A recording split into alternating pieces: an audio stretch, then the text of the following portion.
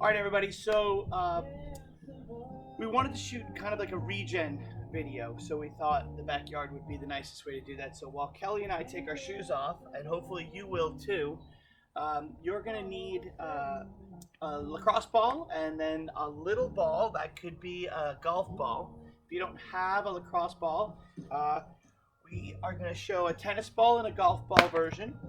I'm going to use a jump rope for a stretch strap. Kelly is also going to use a jump rope because we don't have any here. But what we're going to do is I'm going to ask Kelly to have a seat real quick on this chair. And she is going to give me her small ball. And then she is going to rest her foot up on my leg while she's sitting. So we're going to be up here like so. So what we're going to do is we're going to take this ball and we are going to roll it down ever so slightly, the tendon that attaches at her big toe all the way down to her heel. And then we're going to roll right back up, and I'm going to take you through every single toe. Then we're going to go across the bridge. So everybody should have one of these because we gave them to you in your packets. And if you are new to us, you can just use a golf ball. It'll be a little bit harder. Kelly's going to go over and use that chair. And I'm going to stand here and I'm going to do this with you guys. And so the whole idea is that we're trying to get all the tension out of our feet, especially if we have been at home. And so we're going to start right underneath the big toe. And we're going to slowly move that ball down. And it may not be the most comfortable thing in the world. But what I don't want you to do is press so hard that you bruise the bottom of your foot. I also want you to go slowly, so I'm going to encourage Kelly to go a little bit slower than that. It should feel like, as you go through this, like you're stepping on a bag of potato chips. So I literally just did my big toe right there. I haven't even done the second toe yet. So if that encourages you to figure out how much speed goes into this, it's very, very minor. Now notice, I'm still able to talk to you. I'm not really happy with how tight the bottom of my foot is, but I'm not pushing down and I'm not grinding my teeth. Now we decided to... Definitely crunchy though. Yeah, it's definitely crunchy. We decided to do this outside because we wanted it to be relaxing. We got some, nice chill tunes on, but who knows? It's the desert, so if you hear birds and hawks and unfortunately leaf blowers and all that stuff, well, then that's part of what we got here. We'll try and keep it relaxing for you though. I am still on the same foot and I am just finishing up toe number 3. So this is not very fast. If you go fast, that's fine. Just know you won't be getting the most You're benefit missing out on some things. Ooh, that heel. Does Yeah. your heel area hurt? I get it more in the middle of my foot, but my heel, on the bottom outside of my heel. I'm really feeling bottom that. outside of your heel is definitely an area where you could feel that. And I'm also realizing that we have a tile backyard, so I'm stuck in a rut. Bobby, you're stuck in a rut? Stuck in a rut. Jeez, that sounds familiar. All right. So now I am going to go across from big toe to little toe. I'm going to go across the bridge sideways. And hopefully you're doing this with us at home. And we will go And through. do we go back the other direction? Yep, too? we're going to go back and forth in both directions. And this can be a little bit quicker. And then if there's any little bit, like for me, it's the middle of my foot, and I'm going to just kind of Right there, spend the a arch. little bit more time on. Yeah. We don't realize that when it comes to, we're going to switch sides.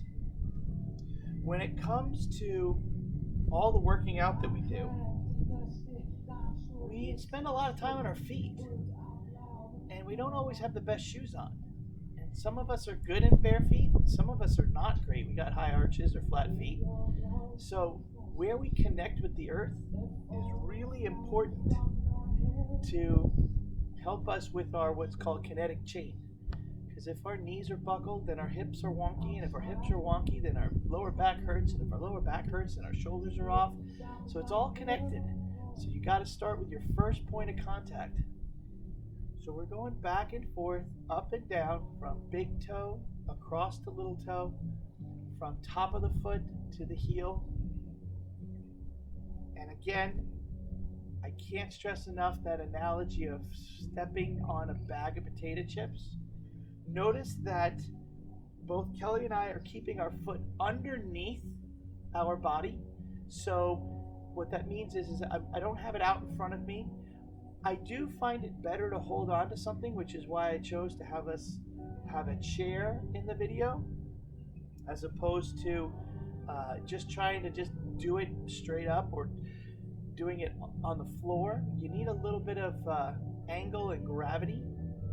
I'm kind of getting Yeah, towards... and sometimes I feel like too I need to kind of lean into it a little bit. Yeah, you definitely have to kind of sometimes find push down. Kind of like with the lacrosse ball. When you find a bad spot, an area that's tight, just hang out there for a little bit.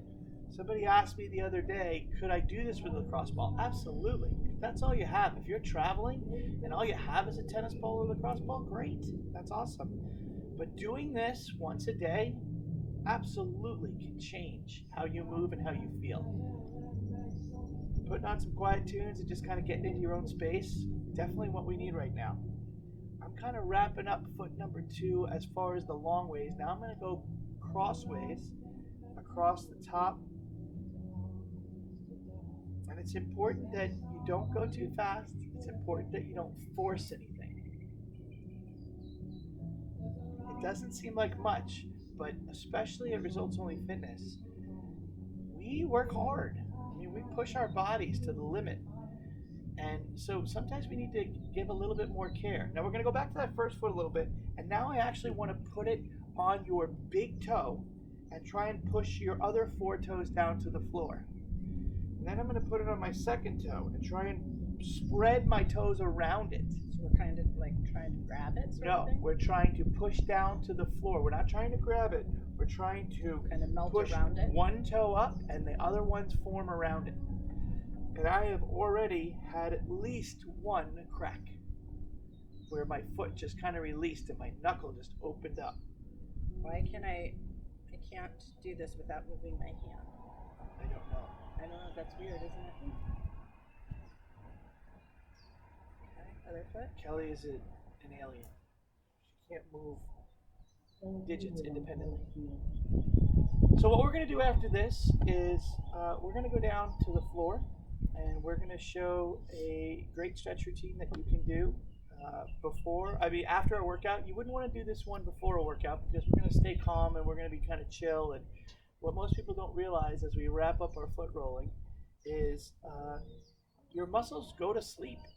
And so doing stagnant stretches is great for the end, but it's not great for the middle. So I want you to make sure you have a lacrosse ball, make sure you have a strap, and we'll move on to our floor stretches next.